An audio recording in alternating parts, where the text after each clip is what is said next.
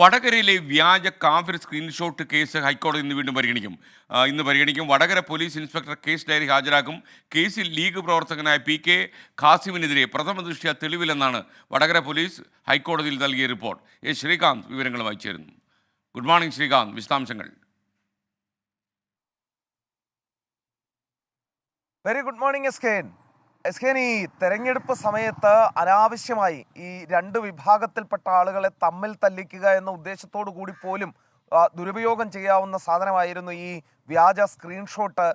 ഈ കാഫിർ എന്ന പേരിലൊക്കെ തന്നെ പ്രചരിച്ച സംഭവം അത് പിന്നീട് പോലീസ് അന്വേഷിക്കുകയും അത് മുസ്ലിം ലീഗ് പ്രവർത്തകനായ ഖാസിമിനെതിരെ നേരത്തെ കേസടക്കം രജിസ്റ്റർ ചെയ്യുകയും ഒക്കെ ചെയ്തതാണ്. പക്ഷേ അതിൽ പിന്നീട് പോലീസിന് തെളിവൊന്നും കണ്ടെത്താൻ സാധിച്ചില്ല എന്നുള്ളതാണ് ഏറ്റവും പ്രധാനപ്പെട്ട കാര്യം. അതിൽ പോലീസ് പറയുന്നത് ഇങ്ങനെയാണ്: കേസിൽ പി ഖാസിമിനെതിരെ പ്രഥമ ദൃഷ്ട്യാ തെളിവില്ല എന്നുള്ളതാണ് വടകര പോലീസ് ഇപ്പോൾ വ്യക്തമാക്കിയിട്ടുള്ളത്.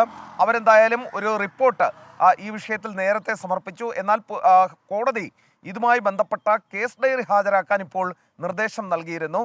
ആ കേസ് ഡയറി പോലീസ് ഇപ്പോൾ ഹാജരാക്കും. ഇന്നത് ഹാജരാക്കും എന്നാണ് മനസ്സിലാക്കാൻ സാധിക്കുന്നത്. അതായത് ഖാസിം തന്നെയാണ് കേസിലെ ഗൂഢാലോചനയും ഈ വ്യാജ സ്ക്രീൻഷോട്ടിനെയും കുറിച്ച് അന്വേഷിക്കാൻ പോലീസിന് നിർദ്ദേശം നൽകണം എന്നാവശ്യപ്പെട്ട് കോടതിയെ സമീപിച്ചത്. ആരാണ് ഈ മോശപ്പെട്ട പ്രവൃത്തി ചെയ്തത്, രണ്ട് വിഭാഗങ്ങളെ തമ്മിൽ തല്ലിച്ച് തെരഞ്ഞെടുപ്പിൽ മുതലെടുക്കാൻ ശ്രമിച്ചത് എന്നറിയാൻ തനിക്ക് അവകാശമുണ്ട്, അത് തൻ്റെ പേരിലാണ് ചെയ്തത് എന്ന് ആരോപിച്ചാണ് ഖാസിമ കോടതിയിലെത്തിയത്.